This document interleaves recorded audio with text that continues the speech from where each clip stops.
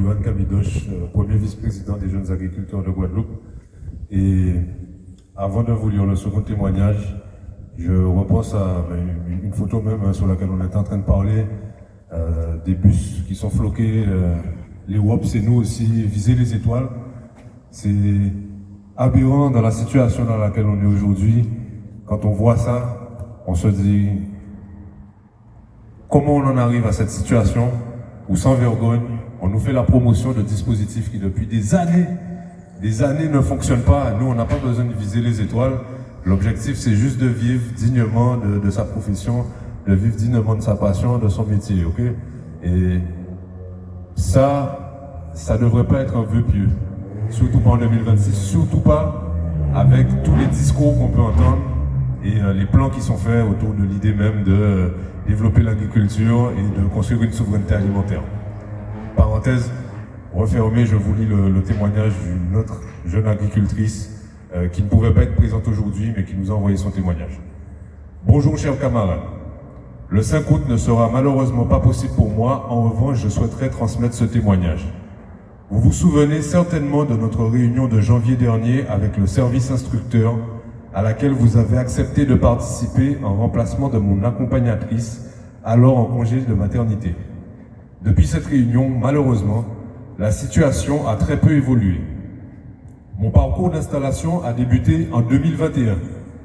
Depuis 5 années, je me suis attaché à respecter scrupuleusement toutes les démarches qui m'ont été demandées. Chaque demande de pièces complémentaires a reçu une réponse. Chaque document sollicité a été transmis. Chaque échéance fixée de mon côté a été respectée. Pourtant, malgré cette implication constante, mon projet demeure aujourd'hui dans une impasse administrative. Lors de notre réunion de janvier 2026, il avait été reconnu que ma situation pouvait relever d'un cas exceptionnel, compte tenu notamment des délais d'instruction rencontrés tout au long de mon parcours. Il avait également été indiqué que mon dossier serait traité en priorité et que tout serait mis en œuvre pour trouver une solution compatible avec le cadre réglementaire. À la demande des services, j'ai donc constitué un avenant complet à mon plan de développement de l'exploitation, accompagné d'une note explicative, d'une annexe financière, des devis comparatifs ainsi que de l'ensemble des pièces demandées. Ça rappelle déjà à quel point tous les dossiers FEADER sont rigoureux et demandent beaucoup de pièces. C'est aussi un investissement mental qui est conséquent pour l'agriculteur. Quand on est agriculteur, on aimerait pouvoir s'occuper essentiellement de son projet et de son métier, mais non, on a aussi ce métier de chef d'entreprise et toute cette partie administrative. Ce n'est pas anodin. L'ensemble a été déposé dans les délais. Aujourd'hui, plus de 6 mois après ce dépôt, je n'ai toujours aucune visibilité sur l'issue de ce dossier. L'année dernière, à votre invitation, j'ai accepté de témoigner au journal télévisé afin d'illustrer les difficultés rencontrées par certains jeunes agriculteurs. Je l'ai fait parce que j'espérais sincèrement que cette prise de parole contribuerait à faire évoluer les choses, non seulement pour moi, mais aussi pour d'autres porteurs de projets confrontés aux mêmes difficultés. 1 an plus tard, je constate malheureusement que ma situation personnelle demeure pratiquement inchangée. Ce constat est difficile, il donne parfois le sentiment que, malgré les démarches entreprises, les réunions organisées, les relances régulières et même un témoignage public en médias, le temps continue de passer sans qu'une solution concrète n'aboutisse. Pendant ce temps, les conséquences continuent de s'accumuler. J'ai déjà fait l'objet d'une déchéance des aides accordées par le conseil départemental, avec l'obligation de restituer les sommes perçues dans le cadre de mon installation. Cette situation a été particulièrement difficile à vivre.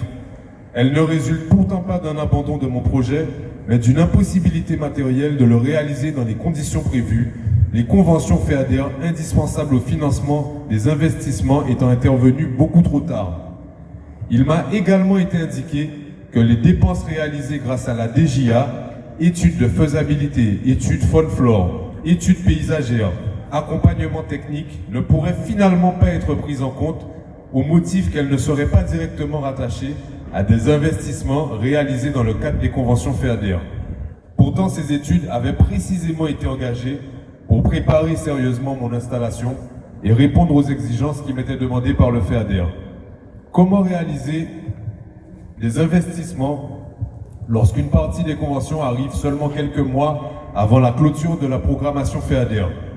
Comment obtenir un financement bancaire lorsque le plan d'investissement demeure incomplet pendant plusieurs années?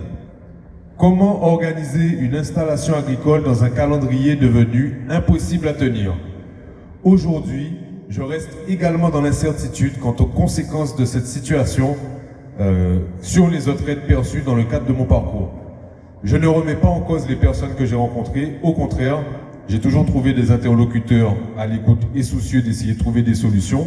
En revanche, je m'interroge sur un système dans lequel des délais d'instruction, qui ne dépendent pas du porteur de projet, produisent ensuite des conséquences qui, elles, lui sont entièrement opposables.